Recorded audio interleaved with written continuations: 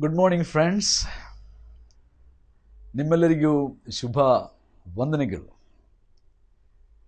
I am so glad that I can come again to your homes and bring this wonderful message of God. ಈ ಬೆಳಗಿನ ಜಾವದಲ್ಲಿ ನಾನು ನಿಮ್ಮ ಮನೆಗೆ ಬಂದು ಜೀವಸ್ವರೂಪನಾದಂಥ ದೇವರ ಸದ್ವರ್ತಮಾನವನ್ನು ತಿಳಿಸಲು ದೇವರನಿಗೆ ಮಾಡಿದಂಥ ಈ ಅವಕಾಶಕ್ಕಾಗಿ ನಾನು ದೇವರನ್ನು ಕೊಂಡಾಡುತ್ತೇನೆ. ಹಾಗೂ ಇಂದಿನ ಕಾರ್ಯಕ್ರಮ ನಿಮ್ಮ ಜೀವನದಲ್ಲಿ, ನಿಮ್ಮ ಆತ್ಮದಲ್ಲಿ, ನಿಮ್ಮ ನಡವಳಿಕೆಯಲ್ಲಿ ಸಂಪೂರ್ಣವಾದಂಥ ಬದಲಾವಣೆಯನ್ನು ಉಂಟು ಮಾಡಲಿ ಎಂಬುದಾಗಿ ನಾನು ಪ್ರಾರ್ಥಿಸುತ್ತೇನೆ. We have been discussing about the greatest commandment of God. ಹಲವಾರು ಸಂಚಿಕೆಗಳಲ್ಲಿ ನನ್ನ ಸ್ನೇಹಿತನೊಟ್ಟಿಗೆ ನಾವು ಚರ್ಚೆ ಮಾಡುತ್ತಾ ಇದ್ದಂಥ ವಿಷಯ ಅಥವಾ ಅವರು ಕೇಳಿದಂಥ ಪ್ರಶ್ನೆಯ ಉತ್ತರವನ್ನು ನಾನು ತಿಳಿಸ್ತಾ ಇದ್ದೆ. ಅದು ಯಾವುದಪ್ಪ ಅಂತಂದರೆ, ದೇವರ ಸಜೀವ ವಾಕ್ಯವಾದ ಸತ್ಯವೇದ ಗ್ರಂಥದಲ್ಲಿ ಕಾಣುವಂತಹ ಅತಿ ಶ್ರೇಷ್ಠವಾದ, ಅತಿ ಮುಖ್ಯವಾದಂತಹ ಆಜ್ಞೆಗಳು ಯಾವುವು ಎಂಬುದಾಗಿ ಕೇಳಿದರು. ಅದಕ್ಕೆ ನಾನು ಉತ್ತರಿಸ್ತಾ ಇದ್ದೆ. So my friend was asking the question in our discussion, which is the greatest of all commandments in the scripture? ಆ ಒಂದು ಪ್ರಶ್ನೆಗೆ ನಾವು ಉತ್ತರ ನೋಡುವಾಗ ನಾನು ಹೇಳಿದೆ, ಮೊದಲು ಸೃಷ್ಟಿಕರ್ತನಾದ ಪರಮಾತ್ಮ ದೇವರನ್ನ ಪೂರ್ಣ ಹೃದಯದಿಂದ, ಪೂರ್ಣ ಮನಸ್ಸಿನಿಂದ ಮತ್ತು ಪೂರ್ಣ ಶಕ್ತಿಯಿಂದ ಪ್ರೀತಿಸಬೇಕು ಅಥವಾ ಬುದ್ಧಿಯಿಂದ ಪ್ರೀತಿಸಬೇಕು. ಅದಕ್ಕೆ ಸಮಾನವಾದಂಥ ಇನ್ನೊಂದು ಆಜ್ಞೆ ಯೇಸುಸ್ವಾಮಿ ಹೇಳುವಾಗ ಹೇಳ್ತಾನೆ, ನಿನ್ನ ನೆರೆಯವನಂತೆ ನೀನು ನಿನ್ನ ನೆರೆಯವನನ್ನು ನಿನ್ನಂತೆಯೇ ಪ್ರೀತಿಸಬೇಕು. The first commandment is loving God with all your heart and soul and mind. And the second one is that to love your neighbor as you love yourself. So ನಾವು ಡಿಸ್ಕಸ್ ಮಾಡುವಾಗ ಮೊದಲನೇ ವಿಷಯದ ಬಗ್ಗೆ ನಾವು ಚರ್ಚೆ ಮಾಡಿ ಆಯಿತು, ದೇವರನ್ನು ಪ್ರೀತಿಸುವುದರ ವಿಷಯದಲ್ಲಿ. So I have already answered about the first part of that question, or the commandment, the greatest commandment, that love your God with all your heart, with all your soul, and with all your strength. ಲೂಕನ ಬರೆದ ಸುವಾರ್ತೆ 10ನೇ ಅಧ್ಯಾಯದಲ್ಲಿ ನಾವು ನೋಡುವಾಗ 27ನೇ ವಚನ, in Luke chapter 10:27, there the Lord Jesus is discoursing with a lawyer. ಯೇಸುಸ್ವಾಮಿ ಅಲ್ಲಿ ಒಬ್ಬ ಜ್ಞಾನಿಯೊಟ್ಟಿಗೆ ಮಾತನಾಡುವಾಗ 25ನೇ ವಚನದಲ್ಲಿ ನಾವು ಗಮನಿಸುವಾಗ ಒಬ್ಬ ಧರ್ಮ ಉಪದೇಶಕನೊಟ್ಟಿಗೆ ಯೇಸುಸ್ವಾಮಿ ಚರ್ಚೆ ಮಾಡುವುದನ್ನು ನೋಡುವಾಗ ಅವನು ಯೇಸುಸ್ವಾಮಿ ಬಳಿಯಲ್ಲಿ ಕೇಳ್ತಾನೆ, ಬೋಧಕನೇ, ನಾನು ನಿತ್ಯ ಜೀವಕ್ಕೆ ಅಂದರೆ ಸ್ವರ್ಗ ಭಾಗ್ಯಕ್ಕೆ ಬಾಧ್ಯನಾಗುವಂತೆ ಏನು ಮಾಡಬೇಕು? ಈ ಪ್ರಶ್ನೆಗೆ ಸ್ವಾಮಿ ಹೇಳಿದ ಉತ್ತರ, ಶಾಸ್ತ್ರದಲ್ಲಿ ಏನು ಬರೆದದೆ ಹೇಗೆ ಓದುತ್ತಿ ಎಂದು ಕೇಳಿದಾಗ ಅದಕ್ಕೆ ಆತನು, ನಿನ್ನ ದೇವರಾಗಿರುವ ಕರ್ತನನ್ನ ನಿನ್ನ ಪೂರ್ಣ ಹೃದಯದಿಂದಲೂ, ನಿನ್ನ ಪೂರ್ಣ ಪ್ರಾಣದಿಂದಲೂ, ನಿನ್ನ ಪೂರ್ಣ ಶಕ್ತಿಯಿಂದಲೂ, ನಿನ್ನ ಪೂರ್ಣ ಬುದ್ಧಿಯಿಂದಲೂ ಪ್ರೀತಿಸಬೇಕು. Verse 27. Just, I will read it for you in English. Luke chapter 10 and verse 27. To the question which the lawyer asked to the Lord Jesus, what shall I do to inherit the kingdom of God or eternal life? And to answer to that question, the Lord said, you shall love the Lord your God with all your heart and with all your soul and with all your strength and with all your mind, and your neighbor as yourselves. ಮತ್ತು ನಿನ್ನ ನೆರೆಯವನನ್ನು ನಿನ್ನಂತೆಯೇ ಪ್ರೀತಿಸಬೇಕು ಎಂದು ಬರೆದದೆ ಅಂದನು. And my point here is, or ಇವತ್ತು ನಾವು ಧ್ಯಾನ ಮಾಡಲಿಕ್ಕೆ ಇರುವಂಥ ವಿಷಯ ಈ ಎರಡನೆಯ ವಾಕ್ಯದ ವಿಷಯದಲ್ಲಿ ಆಗಿದೆ. ಅಂದರೆ ಎರಡನೇ ಆಜ್ಞೆ. ನಾನು ಆಗಲೇ ಹೇಳಿದೆ, there are more than 3,500 commandments in the whole scripture. Commandments ಎಂಬುದಾಗಿ ಬರೆದಿರ್ತಕ್ಕಂಥ 3,500 ಆಜ್ಞೆಗಳಿವೆ. ಆದರೆ ಈ 3,500 ಆಜ್ಞೆಗಳಲ್ಲಿ ಮುಖ್ಯವಾಗಿ ಆಜ್ಞೆಗಳು, ಕಟ್ಟಳೆಗಳು, ನಿಬಂಧನೆಗಳು, ಕಾನೂನು ಎಂಬುದಾಗಿ ದೇವರು ಹೇಳ್ತಕ್ಕಂಥ ಇವುಗಳಲ್ಲಿ ಅತೀ ಪ್ರಾಮುಖ್ಯವಾದದ್ದು ಅಥವಾ ಇವುಗಳೆಲ್ಲವುಗಳ ಸಾರಾಂಶವಾಗಿ ಸ್ವಾಮಿ ಇಲ್ಲಿ ಹೇಳ್ತಾನೆ 2 ಆಜ್ಞೆಗಳು. ಅದರಲ್ಲಿ ಮೊದಲನೇದು, ನಿನ್ನ ಸೃಷ್ಟಿಕರ್ತನಾದ ದೇವರು ನಿನ್ನ ಸರ್ವಾಧಿಕಾರಿಯಾಗಿದ್ದಾನೆ, ಸರ್ವಾಧಿಪತ್ಯವುಳ್ಳಂಥ ವ್ಯಕ್ತಿಯಾಗಿದ್ದಾನೆ ಎಂಬುದಾಗಿ ನೀನು ಅಂಗೀಕರಿಸು, ನಂಬು, ಮತ್ತು ಆತನನ್ನು ಪೂರ್ಣ ಹೃದಯದಿಂದ ನೀನು ಪ್ರೀತಿಸಬೇಕು, ಪೂರ್ಣ ಜ್ಞಾನದಿಂದ ತಿಳುವಳಿಕೆಯಿಂದ ಪ್ರೀತಿಸಬೇಕು, ಪೂರ್ಣ ಶಕ್ತಿಯಿಂದ ನೀನು ಪ್ರೀತಿಸಬೇಕು, ಪೂರ್ಣ ಮನಸ್ಸಿನಿಂದ ಪ್ರೀತಿಸಬೇಕು ಅಂತ ಸ್ವಾಮಿ ಹೇಳುತ್ತಾನೆ. What does it mean when it talks about the heart? ಹೃದಯ ಎಂದು ಹೇಳುವಾಗ it talks about the inward affection towards god, not just a sensual affection. It's not just a physical love God is talking here, but the Lord is talking here about the inward affection. The true affection must bubble from the spirit of every person. ಪ್ರತಿ ಒಬ್ಬ ವ್ಯಕ್ತಿಯ ಅಂತರಾತ್ಮದೊಳಗಿಂದ ದೇವರಿಗೋಸ್ಕರ ಇರುವಂಥ ನಿಜವಾದ ಪವಿತ್ರವಾದಂಥ ಆ ಒಂದು ಮಮತೆ, ಆ ಒಂದು ಪ್ರೀತಿ, ಆ ಒಂದು ಸ್ನೇಹ ಹುಟ್ಟಬೇಕು. ಅದಕ್ಕೆ ಸ್ವಾಮಿ ಹೇಳುತ್ತಾನೆ ಪೂರ್ಣ ಹೃದಯದಿಂದ. ಎರಡನೇದಾಗಿ, ಇದೆಲ್ಲ ನಾನು ಆಗಲೇ ವಿವರಿಸಿದೆ, ಬಟ್ ಮತ್ತೊಮ್ಮೆ ನಾವು ಇದನ್ನು ಆರಂಭದಲ್ಲಿ ನಾನು ಹೇಳ್ತಾ ಇದ್ದೀನಿ ಅಷ್ಟೇ. ಎರಡನೇದಾಗಿ, ಪೂರ್ಣ ಮನಸ್ಸಿನಿಂದ ಅಥವಾ ಆತ್ಮದಿಂದ ಎಂಬುದಾಗಿ ನಾವು ನೋಡುತ್ತೇವೆ. ಅಥವಾ ಪೂರ್ಣ ಮನಸ್ಸು ಅಂತ ಹೇಳಿದ್ರೆ ಬುದ್ಧಿ ಎಂಬುದಾಗಿ ಹೇಳಬಹುದು. ಇನ್ನು ಮಾತ್ರ ಹೇಳಿದ್ರೆ, it talks about our hole consciousness. We must know what we do and we must know how we do it. Not only to know what to do, but how to do. Not only we must have the understanding about how to love God and in which way we must love God. ದೇವರನ್ನು ನಾವು ಪ್ರೀತಿ ಮಾಡಬೇಕು, ಪೂರ್ಣ ಬುದ್ಧಿಯಿಂದ ಪ್ರಾಣದಿಂದ ಪ್ರೀತಿ ಮಾಡಬೇಕೆಂದು ಹೇಳುವಾಗ ನಾವು ಯಾವ ವಿಷಯಗಳಿಂದ ನಾವು ದೇವರನ್ನು ಪ್ರೀತಿ ಮಾಡಬೇಕು ಎಂಬುದು ಒಂದು. ಎರಡನೇದಾದು, ಅದು ಹೇಗೆ ನಾವು ಪ್ರೀತಿ ಮಾಡಬೇಕು. So with full consciousness we must express our love to God, our service to God, our honor and respect to God. So, without consciousness, there are many people around the world who try to love God.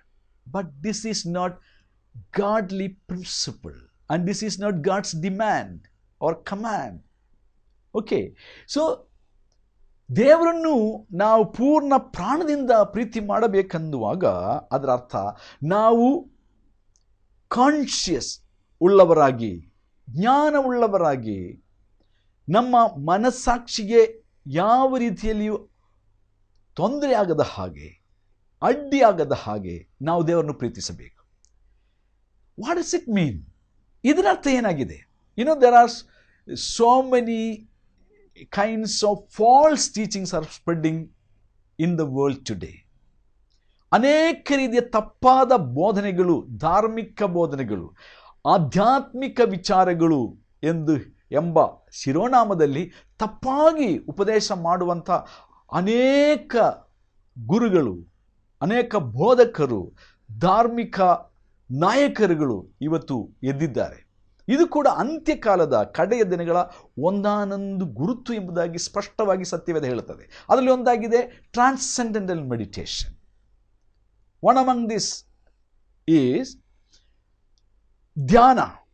ಧ್ಯಾನಮಗ್ನನಾಗಿ ಧ್ಯಾನದಲ್ಲಿ ನಮ್ಮನ್ನು ಮರೆತು ಬಿಡುವಂಥದ್ದು. ಹಾಗೆ ನಾವು ನಮ್ಮನ್ನು ಮರೆತು ಬಿಟ್ಟಾಗ ನಾವು ಪರಮಾತ್ಮನಲ್ಲಿ ಸೇರಿಕೊಳ್ತೇವೆ. ನಮ್ಮನ್ನು ನಾವು ಮೈ ಮರೆತು ನಾವು ದೇವರಲ್ಲಿ ಒಂದಾಗಿಬಿಡುತ್ತೇವೆ. ಈ ರೀತಿಯಾಗೆಲ್ಲ ತಪ್ಪಾಗಿ ಬೋಧಿಸಿ ಆ ರೀತಿಯಾಗಿ ಮನುಷ್ಯರನ್ನು ಒಂದು ರೀತಿಯಲ್ಲಿ ದಿಗ್ಭ್ರಮೆಗೆ ಒಂದು ರೀತಿಯಲ್ಲಿ ಪ್ರಜ್ಞೆ ಇಲ್ಲದಂಥ ಸ್ಥಿತಿಗೆ ಒಳಪಡಿಸಿ ಅವರ ಮೇಲೆ ಅನೇಕ ರೀತಿಯಾದ ತಪ್ಪಾದ ರೀತಿಯಲ್ಲಿ ಅವರೊಟ್ಟಿಗೆ ವರ್ತನೆ ಮಾಡುವಂಥದ್ದು ಇವೆಲ್ಲ ಲೋಕದಲ್ಲಿ ಇವತ್ತು ಬಹಳ ಹೆಚ್ಚಾಗುತ್ತಿರುವಂಥ ಒಂದು ಸಂಗತಿ. ಪ್ರತ್ಯೇಕವಾಗಿ ಲೈಂಗಿಕ ಶೋಷಣೆ ಮಾಡುವಂಥದ್ದು, ಸ್ತ್ರೀಯರ ಮೇಲೆ, ಮಹಿಳೆಯರ ಮೇಲೆ, ಬಾಲಕರ ಮೇಲೆ, ಚಿಕ್ಕ ಚಿಕ್ಕ ಮಕ್ಕಳ ಮೇಲೆ ಎಲ್ಲವೂ ಮಾಡುವುದು ಧರ್ಮದ ಹೆಸರಿನಲ್ಲಿ, ದೇವರ ಹೆಸರಿನಲ್ಲಿ. ಇದು ತುಂಬ ದುಃಖಕರವಾದ ಸಂಗತಿ. ಇದು ಮನುಷ್ಯರು ಇವತ್ತು ಲೋಕದ ಅನೇಕ ಕಡೆಗಳಲ್ಲಿ ಮಾಡ್ತಾ ಇದ್ದಾರೆ. ದೇವರ ಹೆಸರಿನಲ್ಲಿ ಅವರ ತಪ್ಪಾದ ಒಂದೊಂದು ವಿಚಾರಗಳಿಗೆ ಇವತ್ತು ಲೋಕದಲ್ಲಿ ಅನೇಕ ಜನರು ಮೋಸ ಹೋಗಿ ಅದಕ್ಕೆ ಒಳಗಾಗಿ ಇವತ್ತು ಅವರು ನಿಜವಾದ ದೇವರ ಪ್ರೀತಿಯಿಂದ ಅವರು ಬಿದ್ದು ಹೋಗಿದ್ದಾರೆ. ಇದು ದೇವರು ಕೋಪಿಸುವಂತಹ ಒಂದು ಸಂಗತಿ ಎಂಬುದನ್ನು ಇವತ್ತು ನಾನು ಹೇಳೋದಕ್ಕೆ ಬಯಸ್ತೇನೆ. ಯಾಕಂದರೆ ಸತ್ಯವೇದವು, ಜೀವಸ್ವರೂಪನಾದಂಥ ದೇವರ ವಚನವಾದ ಸತ್ಯವೇದವು ಬಹು ಸ್ಪಷ್ಟವಾಗಿ ನಮಗೆ ಅದರ ಕುರಿತಾಗಿ ತಿಳಿಸುತ್ತದೆ. Okay, the word of God is not just for a creed. ಒಂದು ಮತ ಸಂಹಿತೆ ಮಾತ್ರವಲ್ಲ ಸತ್ಯವೇದ, but it is for a conduct or ನಮ್ಮ ನಡತೆಗೋಸ್ಕರವಾಗಿ, ನಮ್ಮ ಸ್ವಭಾವದ ರೂಪಾಂತರಕ್ಕೋಸ್ಕರವಾಗಿ ದೇವರು ಅನುಗ್ರಹಿಸಿರುವಂಥದ್ದಾಗಿದೆ ಸತ್ಯವೇದವು. ಸತ್ಯವೇದವು is not just for our belief but for a right behaviour. ದೇವರ ವಾಕ್ಯವಾದ ಸತ್ಯವೇದವು ಕೇವಲ ನಂಬಿಕೆಯ ಒಂದು ಕೆಲವು ಸಾರಾಂಶಗಳೆಲ್ಲ, ಬದಲಾಗಿ ನಮ್ಮ ಸ್ವಭಾವವನ್ನು ಸಂಪೂರ್ಣವಾಗಿ ರೂಪಾಂತರಗೊಳಿಸುವಂತಹ, ಅಂದರೆ ಕೆಟ್ಟ ಸ್ವಭಾವದಿಂದ ಒಳ್ಳೆಯ ಸ್ವಭಾವಕ್ಕೆ ನಮ್ಮನ್ನು ರೂಪಾಂತರಗೊಳಿಸುವಂಥದ್ದಾಗಿದೆ ದೇವರ ವಚನಗಳು. The word of God is not just for a doctrine but for our day to day living our deeds, to have a godly response to God. ದೇವರ ಸತ್ಯ ವಚನಗಳು ಇದು ಕೇವಲ ಉಪದೇಶ ಸಿದ್ಧಾಂತಗಳು ಮಾತ್ರವಾಗಿರದೆ ಅದು ನಮ್ಮ ದೈನಂದಿನ ಜೀವನದಲ್ಲಿ ಅಳವಡಿಸಿಕೊಂಡು ನಾವು ಜೀವಿಸುವುದಕ್ಕೋಸ್ಕರವಾಗಿ ನಮಗೆ ಕೊಡಲ್ಪಟ್ಟದೆ. ದೇವರ ಮುಂದೆ ಸರಿಯಾದ ಒಂದು ಪ್ರತಿಕ್ರಿಯೆ, to have a right attitude towards God. ನಮ್ಮ ಸ್ವಭಾವ ದೈವಿಕವಾಗಿ ರೂಪಾಂತರಗೊಳ್ಳಬೇಕು. ಇನ್ನೊಂದು ಮಾತು ಹೇಳಿದಾದರೆ, ದೈವಿಕ ಒಂದು ಪ್ರತಿಕ್ರಿಯೆ ಸೃಷ್ಟಿಕರ್ತನಾದ ದೇವರು ನಮ್ಮಿಂದ ಬಯಸ್ತಾನೆ. God always demands a spiritual or a godly right attitude from each one of you and me. ನನ್ನಿಂದ ನಿಮ್ಮಿಂದ ದೇವರು ಬಯಸುವಂಥದ್ದು ಸರಿಯಾದ ಒಂದು ಪ್ರತಿಕ್ರಿಯೆ ದೇವರ ಆಜ್ಞೆಯ ಮುಂದೆ, ದೇವರ ಕಟ್ಟಳೆಗಳ ಮುಂದೆ.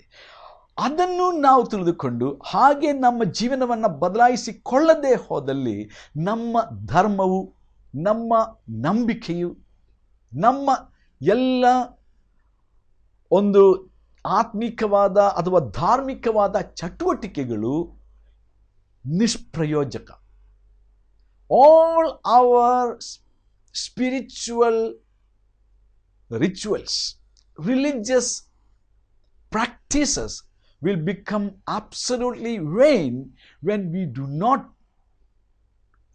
surrender our life to the Creator God and make our best to change from our evil way of life, wrong way of life, wrong attitudes. Then all these practices, all our rituals, religious, practices will become of no use. So ದೇವರ ವಚನವಾದ ಸತ್ಯವೇದವು ನಮಗೆ ಬಹಳ ಸ್ಪಷ್ಟವಾಗಿ ಹೇಳುತ್ತದೆ, ದೇವರು ನಮ್ಮಿಂದ ಒಂದು ಸರಿಯಾದ ಪ್ರತಿಕ್ರಿಯೆ, right attitude. The attitude of our selves is the greatest expression of our personality, our character. ನಮ್ಮ ವ್ಯಕ್ತಿತ್ವದ, ನಮ್ಮ ಸ್ವಭಾವ, ನಾವು ಯಾವ ರೀತಿಯಾದ ವ್ಯಕ್ತಿ ಆಗಿದ್ದೇನೆ ಎಂಬುದನ್ನು ನಮ್ಮ ಪ್ರತಿಕ್ರಿಯೆ ಮೂಲಕವಾಗಿ ನಾವು ಜನರ ಮುಂದೆ ನಾವು ತೋರಿಸ್ಬಿಡ್ತೀವಿ. ಅದೇ ರೀತಿಯಾಗಿ ದೇವರ ಮುಂದೆ ಕೂಡ ದೇವರು ಕೊಟ್ಟಿರತಕ್ಕಂಥ ಆಜ್ಞೆಗಳ ಮುಂದೆ ನಾವು ಯಾವ ರೀತಿಯಾಗಿ ಪ್ರತಿಕ್ರಿಯಿಸ್ತೇವೆ, ಯಾವ ರೀತಿಯಾಗಿ ನಮ್ಮನ್ನು ನಾವು ಬದಲಾಯಿಸಿಕೊಂಡು ದೇವರು ಬಯಸುವ ರೀತಿಯಲ್ಲಿ ನಾವು ನಡೆದುಕೊಳ್ಳುವುದಕ್ಕೆ ಮನಸ್ಸು ಮಾಡುತ್ತೇವೆ. That is the life all about. ಜೀವನ ನಿಜವಾಗಲೂ ಹೇಳೋದಾದರೆ ಜೀವನದ ಮೊತ್ತ ಎಂಬುವಂಥದ್ದು ಅದಾಗಿದೆ, ನಮ್ಮ attitude, our reaction towards the commandments of God. ಅನೇಕರು ದೇವರ ವಚನ ಓದುತ್ತಾರೆ, ಕಲಿಯುತ್ತಾರೆ, ಪ್ರಸಂಗಿಸುತ್ತಾರೆ, ಬಟ್ ಅವರು ತಿಳಿದಂಥ, ಅವರು ಬೋಧಿಸುವಂಥ ಬೋಧನೆಯ ಮುಂದೆ ಅವರು ಯಾವ ರೀತಿಯಾಗಿ ನಡೆದುಕೊಳ್ಳುತ್ತಾರೆ ಎಂಬುದರ ಬಗ್ಗೆ ಅವರು ಮರೆತು ಹೋಗ್ತಾರೆ, ಅದರ ಬಗ್ಗೆ ಗಮನವಿಲ್ಲದೆ ಹೋಗುತ್ತೆ. ಇವತ್ತು ನಾವು ಕಾಣುವಂಥ ಅತಿ ದೊಡ್ಡ ಒಂದು ಒಂದು ಒಂದು ಸಮಸ್ಯೆ ಇದಾಗಿದೆ. The greatest problem of the world today is that the people who teach or people who read the scripture or the people who learn the scripture, they do not surrender their life to the understanding or to the teaching which they have received from God or what they have heard from God, not with the right attitude towards God. They don't commit their life to God. But God is asking you and me, ನನಗೆ ಮತ್ತು ನಿಮಗೆ ದೇವರು ಈ ಬೆಳಗಿನ ಜಾವದಲ್ಲಿ ಕೇಳುವಂಥದ್ದು, ನೀನು ನನ್ನನ್ನು ಪೂರ್ಣ ಹೃದಯದಿಂದ, ಪೂರ್ಣ ಪ್ರಾಣದಿಂದ, ಪೂರ್ಣ ಬುದ್ಧಿ, ಮನಸ್ಸು ಅಥವಾ ಶಕ್ತಿಯಿಂದ ನನ್ನನ್ನು ದೇವರೆಂದು ಪ್ರೀತಿಸಿ ನಿನ್ನ ಒಡೆಯನೆಂಬುದಾಗಿ ನನ್ನನ್ನು ಅಂಗೀಕರಿಸಿ ನನಗೆ ಅಧೀನವಾಗಿ ನೀನು ನಡೆದುಕೊಳ್ಳುತ್ತಾ ಇದೆಯಾ ಇಲ್ಲವ? ಆ ಪ್ರಶ್ನೆ ಮುಂದೆ ನಿಮ್ಮ ಉತ್ತರವೇನು ಮಿತ್ರನೇ? ಓಕೆ, ಎರಡನೇದಾಗಿ ನಾವು ನೋಡುವಂಥದ್ದು, ನಮ್ಮನ್ನು ನಾವು ಪ್ರೀತಿ ಮಾಡಬೇಕು. ಅದ್ರ ಬಗ್ಗೆ ನಾನು ಆಗಲೇ ವಿಶಾಲವಾಗಿ ವಿವರವಾಗಿ ನಾನು ಹೇಳಿದೆ. ಆದ ಕಾರಣ ಮುಂದೆ ಬೇಗ ಸಾಗುವುದಕ್ಕೆ ನಾನು ಬಯಸ್ತೇನೆ. ನಮ್ಮನ್ನು ನಾವು ಯಾವ ರೀತಿಯಲ್ಲಿ ಪ್ರೀತಿ ಮಾಡಬೇಕು ಅಂತ ನಾನು ಆಗಲೇ ವಿವರಿಸಿದೆ. ಮೂರನೇದಾಗಿರುವಂಥ ವಿಷಯವೇ ಇವತ್ತಿನಿಂದ ನಮ್ಮ ಪ್ರತ್ಯೇಕವಾಗಿ ಇವತ್ತಿನಿಂದ ನಾನು ನಿಮ್ಮ ಮುಂದೆ ಹಂಚಿಕೊಳ್ಬೇಕೆಂಬುದಾಗಿ ಬಯಸುವಂಥದ್ದು, ನಿನ್ನಂತೆಯೇ ನಿನ್ನ ನೆರೆಯವನನ್ನು ಪ್ರೀತಿಸು. ಲವ್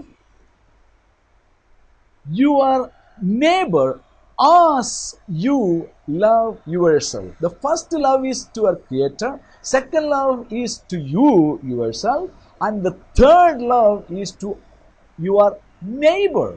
ನಿನ್ನ ನೆರೆಯವನನ್ನು ನಿನ್ನಂತೆಯೇ ಪ್ರೀತಿಸು. ಬೈಬಲಿನ ಹಳೆಯ ಒಡಂಬಡಿಕೆಯಲ್ಲಿ ಅಂದರೆ 39 ಪುಸ್ತಕಗಳಲ್ಲಿ ನಾವು ನೋಡುವಾಗ, when we read in the Old Testament, in the 39 books, there are so much of teaching how we must respond or how we must have a right attitude towards our neighbor. ನಮ್ಮ ನೆರೆಯವನ ಮುಂದೆ ನಾವು ಯಾವ ರೀತಿಯಾಗಿ ನಡೆದುಕೊಳ್ಳಬೇಕು ಎಂಬುದಾಗಿ ಹಳೆಯ ಒಡಂಬಡಿಕೆಯಲ್ಲಿ ಬಹಳ ಸ್ಪಷ್ಟವಾದ ಬೋಧನೆ ಉಂಟು. ಎಲ್ಲವನ್ನು ಇವತ್ತು ನನಗೆ ಹೇಳಕ್ಕೆ ಸಮಯವಿಲ್ಲ. ಹೆಚ್ಚು ಕಡಿಮೆ 26 ಕಾರ್ಯಗಳು ನೆರೆಯವನ ವಿಷಯದಲ್ಲಿ ನೀನು ಹಾಗೆ ಮಾಡಬಾರದು, ಹೀಗೆ ಮಾಡಬೇಕು, ಹಾಗೆ ಮಾಡಬಾರದು, ಹೀಗೆ ಮಾಡಬೇಕು ಎಂಬುದಾಗಿ ಹಳೆಯ ಒಡಂಬಡಿಕೆಯಲ್ಲಿ ದೇವರು ಹೇಳ್ತಾನೆ. ಇನ್ the Old Testament god is telling about 26 do's and don'ts in relationship with the neighbor. And I don't have much time to go through all those things, but I just want to bring to your notice. ಆದರೆ ಹಳೆಯ ಒಡಂಬಡಿಕೆಯಲ್ಲಿ ದೇವರು ತನ್ನ ಜನರಾದ ಇಸ್ರಾಯೇಲ್ ಜನರಿಗೆ ದೇವರು ಆರಿಸಿಕೊಂಡ ಇಸ್ರಾಯೇಲ್ರ ನಾಯಕನಾದ ಮೋಸೆಯ ಮೂಲಕವಾಗಿ ಅಥವಾ through Moses God is giving these commandments to the people of God called Israel. So ಅವರಿಗೆ ಹೇಳುವಾಗ ಹಳೆಯ ಒಡಂಬಡಿಕೆಯ ವಿಮೋಚನೆ ಕಾಂಡ, ಯಾಜಕ ಕಾಂಡ, ಈ ಪುಸ್ತಕಗಳನ್ನು ನಾವು ವಿಶೇಷವಾಗಿ ಓದುವಾಗ ನೀವು ಮಾಡಬೇಕಾದ ವಿಷಯಗಳು, ನೀನು ಮಾಡಬಾರದ ವಿಷಯಗಳು, ಅಂದರೆ ನಿನ್ನ ನೆರೆಯವನ ವಿಷಯದಲ್ಲಿ ನೀನು ಮಾಡಬೇಕಾದ ವಿಷಯಗಳು, ನೀನು ಮಾಡಬಾರದಂಥ ವಿಷಯಗಳು. ಅಂದರೆ ಉದಾಹರಣೆಗೆ ನೀನು ನೆರೆಯವನ ಬಗ್ಗೆ ನೀನು ಸುಳ್ಳು ಸಾಕ್ಷಿ ಹೇಳಬಾರದು. You should not make a false witness against your neighbour. In the Old Testament one of the examples I'm saying, you should not covet your neighbor's wife. ನಿನ್ನ ನೆರೆಯವನ ಹೆಂಡತಿಯನ್ನ ನೀನು ಆಶಿಸಬಾರದು, ಅವನ ಸಿರಿ ಸಂಪತ್ತುಗಳ ಮೇಲೆ ಆಶೆ ಪಡಬಾರದು. ಹೀಗೆ ದೇವರು ನೀನು ಏನು ಮಾಡಬೇಕು ಮಾಡಬಾರದು ಎಂಬಂಥ 26 ವಿಷಯಗಳನ್ನು ಹೇಳ್ತಾನೆ ಹಳೆಯ ಒಡಂಬಡಿಕೆಯಲ್ಲಿ. ಹೊಸ ಒಡಂಬಡಿಕೆಯಲ್ಲಿ ಕೂಡ ನಾವು ನೋಡುವಾಗ even in the new Testament also we read the teaching of the lord Jesus Christ. ಕರ್ತನಾದ ಯೇಸು ಸ್ವಾಮಿ ಹೇಳತಕ್ಕಂಥ ಬೋಧನೆ ನಾವು ನೋಡುತ್ತೇವೆ ನೆರೆಯವರ ಕುರಿತಾಗಿ, ನೆರೆಯವನ ವಿಷಯದಲ್ಲಿ. ಅದೇ ರೀತಿಯಾಗಿ ಅಪೊಸ್ತಲನಾದ ಪೌಲನು ನೆರೆಯವನ ವಿಷಯವಾಗಿ ಹೇಳಿರುವುದನ್ನು ನಾವು ನೋಡುತ್ತೇವೆ. ಮುಂದಿನ ವಾರದಲ್ಲಿ ಇದರ ಕುರಿತಾಗಿ ನಾನು ವಿವರವಾಗಿ ಹೇಳುತ್ತೇನೆ. ಮತ್ತು ಇವತ್ತು closing, as a closing statement, I just want to tell you who is a ನೆರೆಯವ, ಹೂ ಈಸ್ ಎ ನೇಬರ್. ಯಾರು ಬೈಬಲ್ ಹೇಳುವಂಥ ನೆರೆಯವನಂದ್ರೆ ಯಾರು? ನಮ್ಮ ಅಕ್ಕಪಕ್ಕದಲ್ಲಿ ಇರುವವರ ಕುರಿತಾಗಿ ಎಲ್ಲ ಬೈಬಲ್ ಹೇಳುವುದು ನೆರೆಯವನೆಂಬುದಾಗಿ. God's word, the Bible doesn't talks about the one who is our physical neighbour, or one who is living just to the next door of your house. ನಿಮ್ಮ ಮನೆಯ ಪಕ್ಕದಲ್ಲಿ ಅಥವಾ ನಿಮ್ಮ ಮನೆಯ ಸಮೀಪದಲ್ಲಿ ವಾಸ ಮಾಡುವಂಥ ನೆರೆಕರೆಯವರ ಕುರಿತಾಗಿ ಎಲ್ಲ ನೆರೆಯವನೆಂಬುದಾಗಿ ಸತ್ಯವೇದ ಹೇಳಿರುವುದು. ಸತ್ಯವೇದ ಹೇಳುವಂಥ ನೆರೆಯನಂದ್ರೆ ಯಾರು? ನಿನ್ನ ಸ್ವಂತ ಜನ,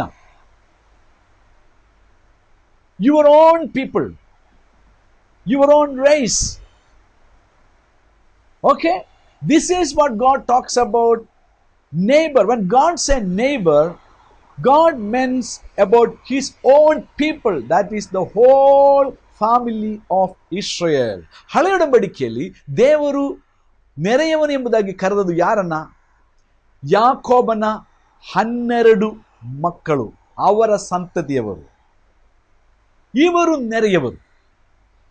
ಅನ್ಯ ಜನರು ಆ ದಿವಸಗಳಲ್ಲಿ ಇದ್ದರು. ಯಾಕೋಬನ ಮಕ್ಕಳಲ್ಲದವರು ಆ ದಿನಮಾನಗಳಲ್ಲಿ ಇದ್ದರು. ಲಕ್ಷಾಂತರ ಮಿಲಿಯಾಂತರ ಜನರಿದ್ದರು. ಆದರೆ ಅವರ ವಿಷಯದಲ್ಲಿ ನೆರೆಯವನೆಂದು ಬೈಬಲ್ ಹೇಳ್ತಾ ಇಲ್ಲ. But god is talking about his own people who is called as A neighbour.